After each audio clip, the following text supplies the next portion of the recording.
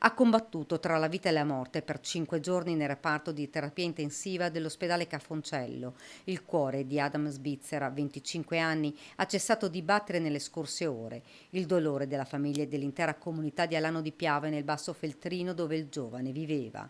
Il ricordo del vice sindaco Michela Simioni che lo conosceva fin da piccolo. Un ragazzo molto educato, perché anche oggi in paese le voci che sentivo questa mattina dalle persone anziane, i bambini, mi dicevano sì, mi salutava sempre anche quando passava, perché lui aiutava appunto il padre, faceva l'autista in questi ultimi anni degli autobus e magari lo vedevi lì nel cortile di casa che sistemava, puliva e lui salutava sempre tutti con un sorriso quando passavano, era molto cordiale. Lo scorso maggio Adam era andato in moto alla scuola primaria perché aveva promesso ai bambini di mostrare la moto che lui aveva sistemato. Mi ha chiesto se potevo chiamare i ragazzini di quinta perché gli aveva promesso che sarebbe passato un giorno per fargli vedere la moto che aveva sistemato in quei giorni. Mi ha detto ma è nuova? No, no, non è nuova.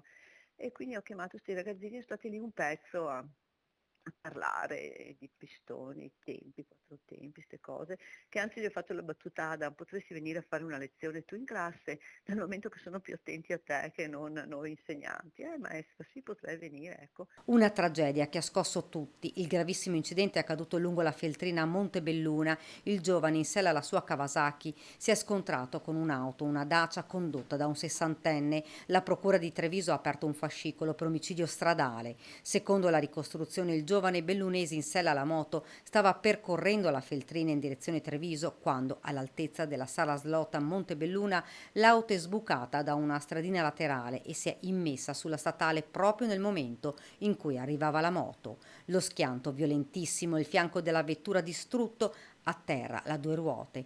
Adam era stato subito soccorso dai sanitari e portato d'urgenza in ospedale. Le sue condizioni gravissime purtroppo non ce l'ha fatta. Il dolore dei familiari e di una comunità che ha sperato fino all'ultimo in un miracolo. Adam amava i motori, le moto, la sua grande passione. Lavorava come autista per la storica azienda di famiglia. Il sindaco di Sette Ville, Bruno Zanolla, lo descrive come unico e solare. L'ultimo saluto ad Adam sarà nel campo sportivo di Sette Ville.